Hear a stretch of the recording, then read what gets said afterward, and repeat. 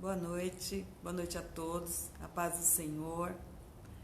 Eu quero iniciar essa noite mais uma vez agradecendo a Deus por tudo e trazer, a oração às vidas que estão se perdendo, às pessoas que estão perdendo seus entes queridos e que o Senhor tenha misericórdia do nosso país, que o Senhor tenha misericórdia de nossas vidas. E hoje eu gostaria de falar de um assunto que fala da nossa alma. Eu vejo pessoas tão preocupadas em cuidar do seu físico, da parte física. Eu vejo pessoas tão preocupadas em cuidar do espírito, claro. Mas às vezes a gente esquece da alma, de cuidar da nossa alma, de cuidar das nossas emoções. Pai do Senhor, meus amados. E esse versículo que está no livro de Hebreus 12, o versículo de 14 e 15, ele vai nos ensinar, nós vamos falar sobre os cuidados que nós devemos ter com a nossa alma, com as nossas emoções. E o escritor, ele é muito feliz nas indicações dele. Pesquisas relatam que a doença da alma, ela tem matado mais do que as cardíacas e do que o câncer. Nós hoje temos uma sociedade doente, enferma, e não tem consciência disso. E a Bíblia é um livro tão maravilhoso, É um livro espiritual que Deus deixou para nos ensinar como ser saudáveis. E esse versículo é um dos remédios que, se aplicarmos, nós nos tornamos uma sociedade melhor, tornamos pessoas saudáveis. E então, o livro de Hebreus 12, 14, começa assim: segue a paz com todos e a santificação, sem a qual ninguém verá o Senhor. Tendo cuidado de que ninguém se prive da graça de Deus e que nenhuma raiz de amargura brotando vos perturbe e por ela muito se contamine. Então o versículo começa a seguir a paz. Paz é uma palavra muito pronunciada, muito falada. Se duvidar, a gente fala no dia inúmeras vezes paz, Paz do Senhor, a paz, fique em paz. Então é uma palavra muito pronunciada.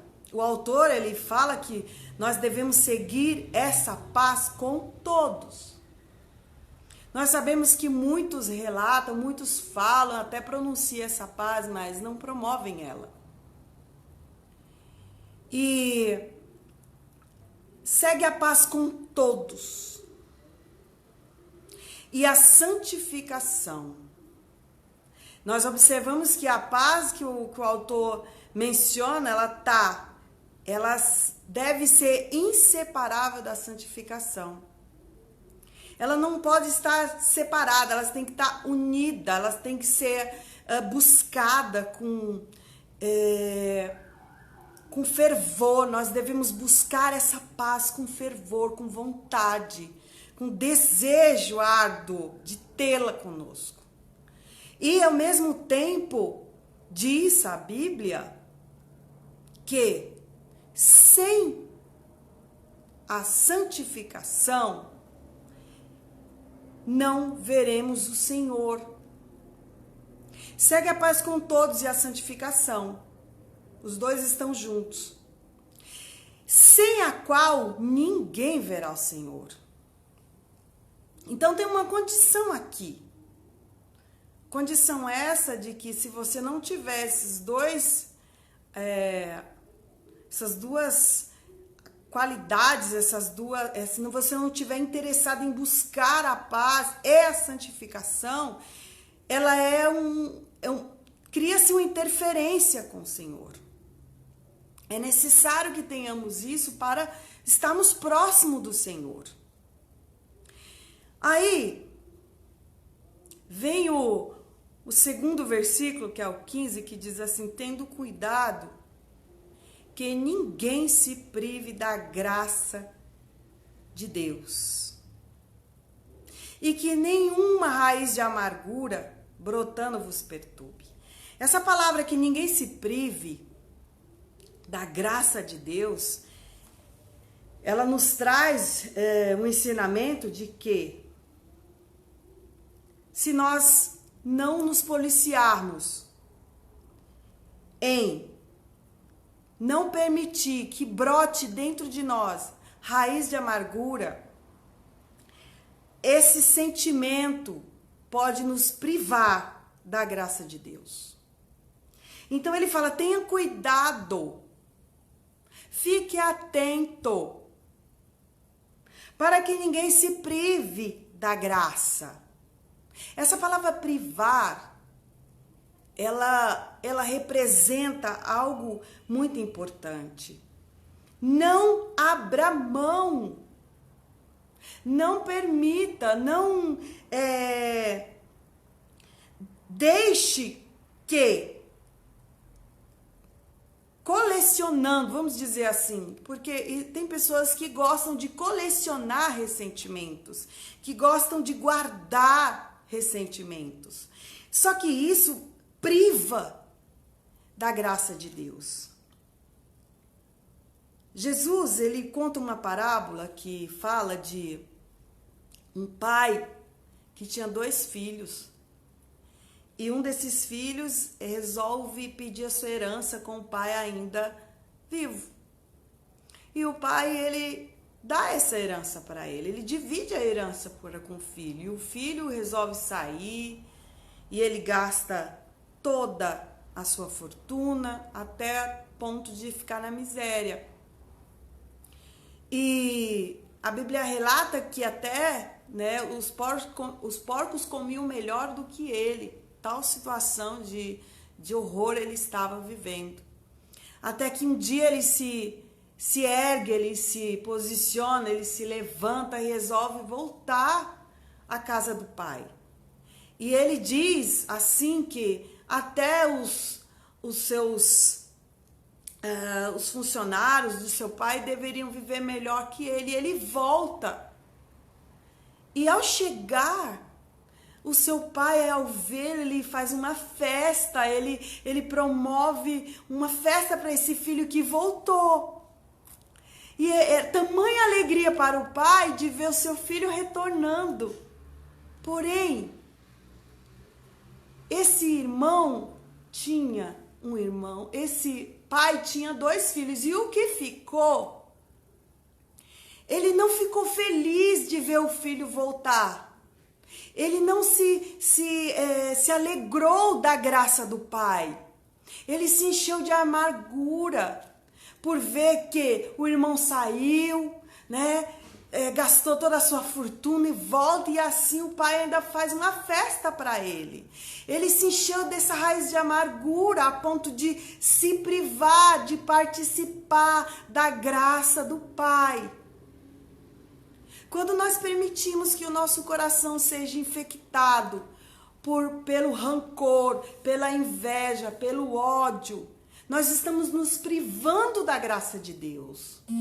Essa parábola era mostra para nós o relato do outro irmão que se indignou de ver tamanha graça do pai para o irmão, para o filho que tinham abandonado, tinham rejeitado, mas ele volta e o pai o recebe com todo amor, com toda a sua graça. Esse irmão não pôde contemplar a graça.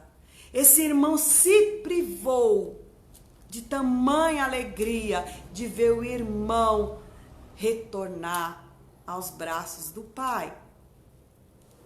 Então, quando o autor do livro de Hebreus fala, tenha cuidado de ninguém se privar da graça de Deus, ele está falando, cuidado com as suas emoções, cuidado com os seus sentimentos, para você não não privar, para você não barrar tamanha graça que nos foi dada com tanto amor. E na mesma parábola, o pai fala para o filho. O pai fala para o filho, por que tu está assim? Por que tu não participa, né, de tamanha graça que é tua? Tudo que eu tenho é teu. Tudo que eu tenho, você pode participar, você pode usufruir.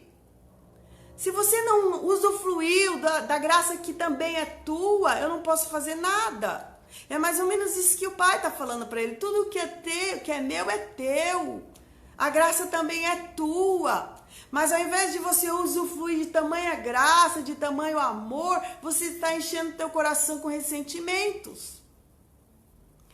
É isso que o amor, o pai, está dizendo a esse filho que se encheu de amargura, que não pôde contemplar a graça do pai para com o irmão. E continua o versículo e diz assim, de que nenhuma raiz de amargura brotando vos perturbe. Então nós observamos que, se nós não tomarmos cuidado, nós nos privamos da graça, nós nos privamos de receber tamanha graça de Deus, nós criamos uma barreira para com Deus, porque fala que não prive da graça e sem a santificação nós não veremos a Deus. Então, a primeira preocupação é em não nos privarmos da graça de Deus, para que nenhuma raiz de amargura brotando. Então, ela vem para o segundo estágio, ela brota, nós conhecemos uma árvore através da sua raiz. É pela raiz que a gente conhece uma árvore. E eu tenho plantas aqui que eu gosto muito, eu cuido muito delas, né? Eu amo minhas plantas, observe que atrás de mim estão cheias de plantinhas. E quando eu vejo ela murcha, eu vejo ela morrendo, eu logo me preocupo e eu abro a terra para ver o que está acontecendo. E eu tenho uma planta aqui maravilhosa que ela morreu, né? Eu cuidando dela, ela morreu. E quando eu abri a sua terra, que eu vi a sua raiz, ela estava tomada por um bicho chamado pulgão. O pulgão, ele invade a planta e mata ela. Então sua raiz estava totalmente contaminada por ele. O motivo esse que externamente a minha planta murchou, caiu, ficou toda assim morta no chão. Então isso foi tão real para mim, o cuidado que eu tenho que ter com as minhas emoções, com a minha alma, com o que eu sinto, porque isso pode danificar a minha parte externa, o meu corpo físico, o meu espírito. Se eu não tomar cuidado com as minhas emoções, eu posso afetar a minha saúde. Por isso que no início dessa ministração eu comecei a dizer que a doença da alma, ela tem matado mais do que problemas cardíacos e mais do que o câncer. Estudos também relatam que a maioria dos cânceres, eles são originados das doenças da alma. Então eu devo tomar muito cuidado com aquilo que eu permito brotar no meu coração. Quando eu falo brotar, eu falo de quando a gente guarda, né, sentimentos para com os outros. O que eu vejo pais que não falam com filhos. Eu vejo filhos que não falam com pais. Eu vejo irmãos que não falam com seus próprios irmãos. Eu vejo parentes intrigados com seus parentes. Não se engane. Você não é bom. E ainda diz, eu sou bom porque eu mato, eu não faço isso. Eu ajuda os outros, mas vive em contenda com o próximo, vive em contenda com seus próprios familiares.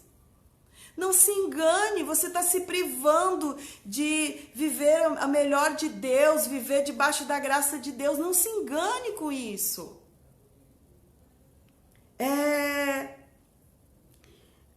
A amargura, quando ela brota, ela transmite, ela traz isso para fora. Ela não consegue ficar presa dentro da pessoa, ela começa a exalar, a transmitir. Ela é uma coisa hereditária, é passado de pai para filho, de mãe para filha. Por quê? Porque é um sentimento guardado de anos após anos, ressentimentos guardados ano após ano. E uma pessoa amargurada, ela consegue trazer, infectar, né, todos ao seu redor.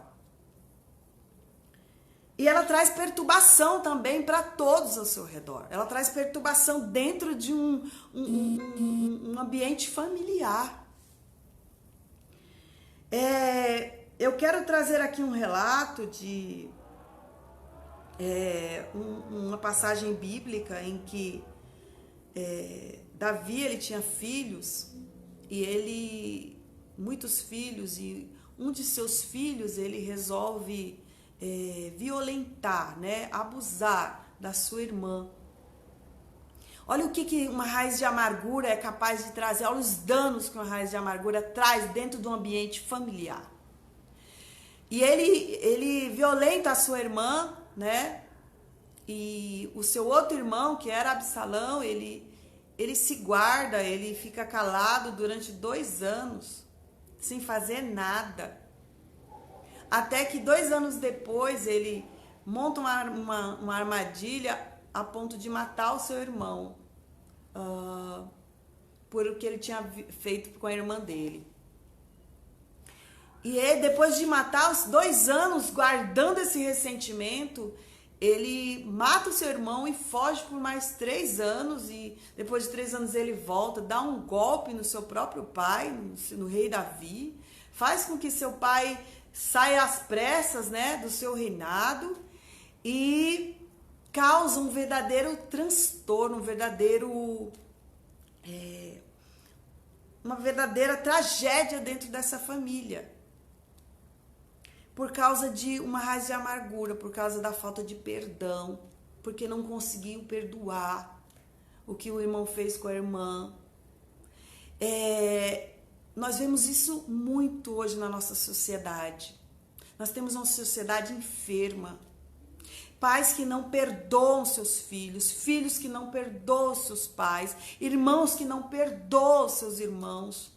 Parentes que vivem de inimizades, vivem criando contendas uns com os outros e ainda usam o nome de Deus para justificar a sua amargura, justificar a sua contaminação para com os outros. Não se engane. A raiz de amargura, ela tira a sua visão. A raiz de amargura, ela compromete o seu culto para com Deus. Como é que você vai prestar um louvor? Como é que você vai prestar uma oração a Deus com o coração cheio de amargura, cheio de rancor, não consegue perdoar, não consegue promover a paz? Como é que você vai prestar um culto a Deus e querer que Ele se agrade, que Ele ouça? Com tanto ressentimento guardado, não consegue perdoar. Você não quer ser o tempo todo, quer que Deus tenha misericórdia de si, quer que Deus lhe perdoe, mas você não consegue estender a mão para aquele que te feriu, para aquele que te magoou. Você não consegue pedir perdão. E isso traz à nossa vida, perturbação. É o próximo estágio da raiz de amargura. Primeiro, ela tira a paz. Segundo, ela priva nós de usufruirmos da graça de Deus. E terceiro, ela brota, ela exala, ela se torna uma epidemia, vamos dizer assim. Nós estamos vivendo uma época de pandemia. E é fácil perceber quem está infectado porque os sintomas são expostos. Mas nesse caso aqui, ela é tão silenciosa, a amargura, ela vai tomando de tal jeito nossa alma, ela vai trazendo depressão, ela vai trazendo angústia, perturbação, a ponto da pessoa não aguentar mais e tirar a própria vida. Os suicídios têm crescido. Pessoas têm tirado suas próprias vidas porque não aguentam mais aquela dor dentro de si. O suicídio nada mais é do que a pessoa querer eliminar aquela dor, querer eliminar aquela angústia que ela não consegue tirar de dentro de si. Então, cada vez mais nós vimos jovens. Hoje eu soube de uma notícia que me entristeceu o meu coração, que o meu filho estava tendo uma aula online e essa aula tinha que falar sobre assuntos. E uma menina de 15 anos, ela abriu para toda a sala de aula, falou para todos os amiguinhos dela que tentou se matar, tentou tirar a própria vida. Uma menina de 15 anos que nem começou a viver ainda. E a imagem que ela tem é no hospital, vendo a mãe dela em prantos. Imagina para a mãe dela, para a mãe dessa menina. Uma mãe que às vezes nem sabe que a filha está morrendo por dentro. Uma mãe que às vezes nem sabe que a filha está com tanta dor, a ponto de querer tirar a própria vida.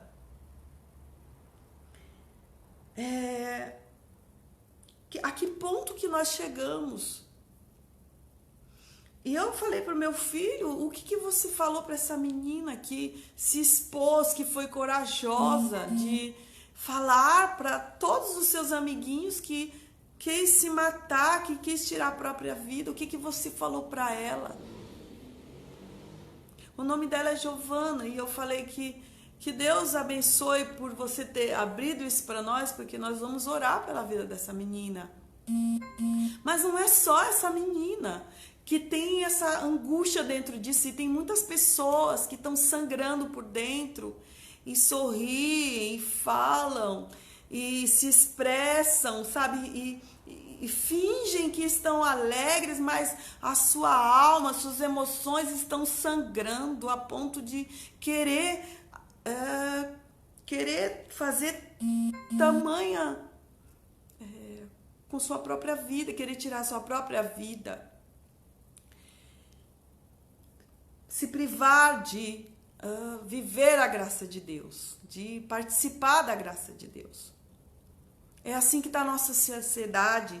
Eu quero falar que às vezes nós estamos falando tanto sobre Deus, nós pronunciamos tanto o nome de Deus, mas às vezes a gente nem percebe tamanho distanciamento entre nós e Ele, causado por esses ressentimentos, causados por o acúmulo de rancor, acúmulo de angústia. Nós não percebemos isso. E às vezes nós, como pais e mães, nós despejamos tantas coisas em cima dos nossos filhos, sabe? Tem esposa que não consegue perdoar o marido e desconta tudo nos filhos. Tem maridos que não perdoam a esposa e desconta tudo nos filhos. E os filhos vão acumulando vão sendo contaminados, porque a raiz de amargura tem brotado de tal forma que está transmitindo agora para os filhos. E os filhos, no meio daquela bagunça, no meio daquela perturbação, vamos dizer assim, não conseguem lidar com isso. Então, quando eu soube dessa menina, me angustiei assim a tal ponto de tamanha tristeza, porque o que levou essa menina a tal ato.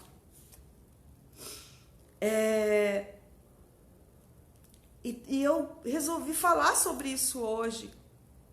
É importante, a gente precisa correr atrás da paz, a gente precisa correr atrás da santificação, para que as nossas orações, elas sejam ouvidas por Deus. É importante isso, sabe? E que no momento que nós venhamos a orar a Deus, a interceder pelas pessoas, que Ele verdadeiramente possa nos ouvir e nos abençoar, e que a gente possa contemplar este amor, esta graça. Quando a gente fala e lê que buscar a paz e a santificação, senão não veremos a Deus, quando nós guardamos tamanhos ressentimentos, a gente está pondo em risco a nossa salvação. Nós estamos nos privando, sim, de nos salvarmos. A paz é um dos frutos do Espírito. Então é preciso nós promovermos essa paz todos os dias, começando na nossa família. Como nós vamos ensinar o mundo, ensinar as pessoas sobre paz, sobre união, como a igreja do Senhor vai ensinar as pessoas a viverem saudáveis, a viverem em união, se nós não sabemos, se nós não promovemos isso em nós e em nossa família? Como que nós vamos ensinar alguém algo que não é colocado em práticas em nós mesmos? Como? E o versículo 16, ele vai citar Esaú. E todos conhecem a história de Esaú, dos dois irmãos, Jacó e Esaú. Esaú, ele tinha uma herança herdada, né? Para o primogênito, para o mais velho, ele tinha uma herança, a bênção de Deus era lhe dada gratuitamente por ele ser o filho mais velho. E Jacó, seu irmão mais novo, um dia ele chega da caça, Esaú, e faminto, né? Ele negocia a sua bênção, a sua primogenitura por um prato de lentilha. O desejo também é uma emoção. E quando ele descobre que ele foi enganado, ele se enche de amargura e passa a perseguir o seu irmão. Mas ele não se conscientizou de que ele abriu mão da herança dele. Ele abriu mão daquilo que foi lhe dado gratuitamente. Ele não se conscientizou disso. Que foi ele que abriu mão por causa de um desejo. E ele passa a perseguir seu irmão. Ele guarda a amargura dentro de si. O seu irmão foge. E muitos anos depois, depois de Jacó passar por muitas situações, Jacó volta, porque Jacó tinha intimidade com Deus, agora sendo Israel. E um indivíduo que tem intimidade com Deus, ele precisa se conscientizar que ele não pode prosseguir sem a paz com todos. E este homem não podia prosseguir enquanto estivesse em desarmonia com seu irmão. E Jacó, agora Israel, ele prepara tudo para o encontro com o irmão, para saudar o irmão, para fazer as pazes com o irmão. Ele envia mensageiros com presentes para o seu irmão. Porque é um desejo dele. Ele tinha um desejo de seguir a paz com todos. Ele não podia continuar com ressentimento com seu irmão. Mesmo que ele não sentisse, o irmão sentia por ele. Então ele precisava, de uma certa forma, fazer com que aquela situação fosse resolvida. E ele luta com o anjo do Senhor. Ele luta por essa conquista. Ele vai, é isso que nós devemos fazer, lutar para termos, sabe, essa comunhão com as pessoas. Nós devemos lutar, buscar para viver em paz. Nós devemos desejar isso todos os dias da nossa vida. Nós devemos ter consciência que se nós não buscarmos isso, nós criamos uma barreira para com o Senhor. E o encontro dos dois é lindo, porque Jacó esperava, né? Israel esperava que aquela amargura, aquele rancor que o irmão tinha com ele não tivesse passado. E a Bíblia fala que quando Esaú vê o seu irmão, que ele vai de braços abertos, que né, eles se emocionam, eles se abraçam.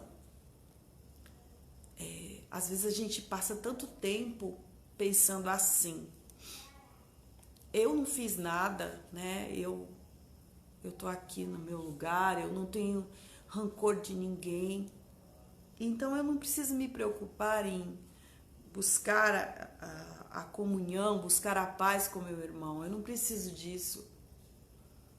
É ele que vem até mim, porque é ele que está com ressentimentos. Mas Israel vai em encontro com o irmão, ele pede a Deus que o abençoe, né? E eu creio que a mão do Senhor foi ali com ele. Vai de encontro com o irmão e ali é desfeito todo aquele embaraço, toda aquela raiz de amargura de anos e anos. E eu quero pedir para quem está me ouvindo, né? Eu também vou fazer, já fiz isso, mas eu vou fazer, buscar a Deus que me ajude, né? Me dê coragem, porque precisa de coragem, precisa decidir perdoar. Todos nós temos dentro de nós, se não tomar cuidado, né? Ressentimentos para com os outros. Pessoas que nos fizeram mal, né? Pessoas que nos caluniaram. A Bíblia nos ensina como é que nós devemos tratar essas pessoas. Jesus nos ensina que aquele que feriu o nosso rosto, a gente deve dar outra face. A gente precisa ler as Escrituras e entendê-las. A gente precisa entender o que Jesus nos ensinou. Ele deixa as bem-aventuranças. As bem-aventuranças é muito clara para nos ensinar como nós devemos seguir a paz com todos. Ore pelos seus inimigos, né? Abençoe aqueles que te amaldiçoam. Os ensinamentos de Cristo é muito claro. E esse versículo também. Então, eu gostaria de deixar aqui para reflexão que não prive a graça de Deus na sua vida. Não permita isso. Não deixe que uma besteira, uma palavra mal colocada impeça, né, você de ter paz com seu irmão, impeça de você ter paz com um familiar. Eu vejo que até em momentos tão difíceis como esses que estão passando, as pessoas propagam mais ódio do que paz. E pessoas que todos os dias falam mais de 10 vezes sobre essa palavra paz, mas não promovem ela. Não se interessam em levá-la a quem não tem. E para finalizar, eu quero dar um relato de um homem que soube lidar com a amargura do outro, que ele nos ensina como é que nós devemos, nos posicionar diante de uma pessoa amargurada, diante do ódio, diante do rancor. E tá no livro de 2 Samuel 16, fala que Davi é amaldiçoado por um homem chamado Simei. E fala que, e chegando o rei, 16:5, Davi a Baurim, eis que dali saiu um homem da linhagem da casa de Saul. Quando eu falo que a raiz de amargura ela é terceirizada, ela é herdada, se não for tomado cuidado, por quê? Deixa eu explicar essa parte de herança de amargura. Suponhamos que eu não me relaciono bem com meu marido. E ao invés de eu perdoá-lo por inúmeros contendas, inúmeros problemas que eu tenha com ele, ao invés de eu perdoá-lo, eu resolvo guardar isso. E aí eu vou educar minha filha, ou educar meu filho, como é que ele deve ser como esposo e como é que ele deve ser como esposa. Meu coração está tão cheio de amargura, porque eu não consegui resolver isso com o meu esposo, que eu vou transmitir isso para ela. A minha filha vai crescer, ela já vai casar com aquela herdade, com aquele sentimento que a mãe transmitiu para ela, com aquele sentimento que o pai transmitiu para ela, ou para ele. Então, quando nós lemos aqui que este homem era da linhagem da casa de Saul, a gente já entende, né? Uma parte desse versículo. Quem era Saul, agora Davi, cujo nome era Simei, filho de Gera, e saindo ia amaldiçoando. E atirava pedras contra Davi e contra todos os servos do rei Davi. Esse homem, ele decide amaldiçoar o rei. Mas olha só o que Davi fala: ainda que todo o povo e todos os valentes iam à sua direita e à sua esquerda, e amaldiçoando-o Simei, assim dizia: sai, homem de sangue, o homem de Belial. O Senhor te deu agora a paga do todo o sangue da casa de Saul, cujo lugar tens reinado. Já deu o Senhor o reino na mão de Absalão, teu filho. E lembra que eu citei Absalão? Que ele deu um golpe no próprio pai? Por causa que ele não conseguiu perdoar o irmão que violentou a sua irmã. E Davi também foi omisso a tudo isso.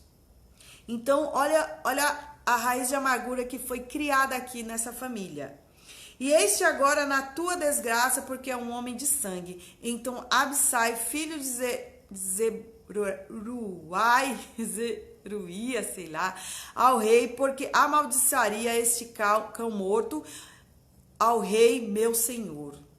Deixa-me passar e lhe tirarei a cabeça. Disse, porém, o rei. Essa parte é muito importante, é um ensinamento para nós. Que tenho eu convosco, filho de Zeruia? Ora, deixai-o amaldiçoar. Pois o Senhor lhe disse: amaldiçoa a Davi, quem pois diria, porque assim fizeste. E disse mais Davi a Absai e a todos os seus servos: olha aqui que nós devemos fazer quando alguém despejar em nós ódio, quando alguém despejar em nós amargura, ressentimentos. Olha o que a gente deve fazer. Nós devemos repetir isso que Davi está falando para esse homem. Eis que meu filho, que saiu das minhas entranhas, procura a minha morte, quanto mais ainda este Benjamim, tá? Ele diz assim: se o meu filho que nasceu de mim, quer me matar, o que eu posso esperar deste homem? Deixai-o que me amaldiçoe, porque o Senhor lhe disse: porventura o Senhor olhará para a minha angústia, e o Senhor me pagará com bem a sua maldição deste dia. Que ensinamento. Davi fala assim: olha, não vou dar atenção para isso, eu não vou dar atenção pelo que esse homem está fazendo, porque o meu Senhor terá misericórdia da minha angústia. Imagina a angústia daquele homem, daquele rei, em levar um golpe de estado por seu próprio filho. Mas ele não permite que nem o ressentimento entre no seu coração. Ele fala assim, toda essa maldição, toda essa angústia, toda essa perturbação vinda para ele, o Senhor o transformaria em bênção. O Senhor transformaria em bênção na vida dele. É um ensinamento para nós. Porque se nós não tomarmos cuidado, nosso coração ele é tomado por ódio, por ressentimentos e começa bem devagarzinho, porque ele é silencioso. Esses sentimentos são silenciosos. E eu sempre falo que nós fomos mal educados. Nós fomos mal educados.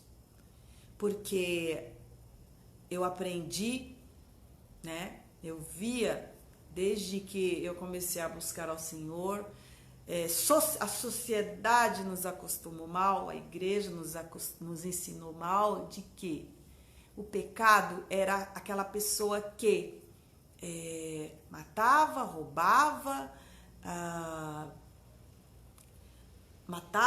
roubava, e a gente colocava até as vestes como um pecado. Só que de tanto sermos mal educados, nós fomos camuflando, nós fomos guardando debaixo do tapete os pecados que são silenciosos. E um deles é os ressentimentos. Por isso que dentro, né, dentro do meio, né, dentro da igreja, dentro da casa, dentro da família, há tantos ressentimentos, porque ninguém está atento a isso, ninguém acredita que isso seja pecado. Ninguém acredita que o rancor, né, que a inimizade, que os ressentimentos é pecado, porque pecado é quem mata, pecado é quem rouba, né? Nós somos mal educados. E nisso nós vamos deixando a nossa alma cada vez mais enferma, doente. E acreditando que estamos na luz e na verdade estamos vivendo em trevas. Isso não tem nada pior que isso. A gente acreditar, ter certeza que a gente está andando na luz e na verdade nós estamos andando em trevas, tão sobrecarregados de ressentimentos, de rancor, e não conseguimos perdoar. Procura na sua mente alguém que você acredita que precisa perdoar e que alguém que precise do seu perdão. Procura aí. Você como um cristão, você como um ateu, eu não sei que segmento você segue, mas procura no seu íntimo alguém que você deve perdoar e que alguém que esteja que tenha anseio pelo seu perdão. Se você não perdoar, você está privando de vivenciar a graça de Deus. Você está criando uma interferência entre você e Deus, e você não prestará um culto digno a Deus enquanto você não perdoar. Não se engane. Não se engane. O perdão é o remédio para a sua alma. O perdão. E se você fala assim, eu não tenho ninguém para perdoar e não tenho ninguém esperando o meu perdão, então se perdoe. Pare de se punir tanto. Pare de se julgar tanto. Tem pessoas que só precisam se perdoar para verdadeiramente sarar. Enquanto você não decidir perdoar, você vai continuar sangrando e brotando e infectando, provavelmente de geração em geração. E a raiz de amargura, ela nos deixa tão cego que você não consegue perceber o mal que está fazendo para si e para todos ao seu redor. Por isso que está aí uma sociedade doente, uma igreja doente, né? Porque os seus indivíduos, que seriam aqueles que deveriam ser a luz, na verdade, estão vivendo em trevas. Trevas essas escondidos dentro de sua alma. Nessa noite, eu quero agradecer a Deus e pedir a Ele misericórdia, que Ele me ensine a buscar com fervor todos os dias a paz, porque eu anseio em viver a graça de Deus. Que valor teria eu de correr tanto e morrer no meio do caminho, não concluir a minha missão, né? E para você também eu desejo isso, que você decida, né? Que você se conscientize, né? E busque em Deus essa paz e esteja com todos, porque a Bíblia fala: segue a paz com todos e a santificação, sem a qual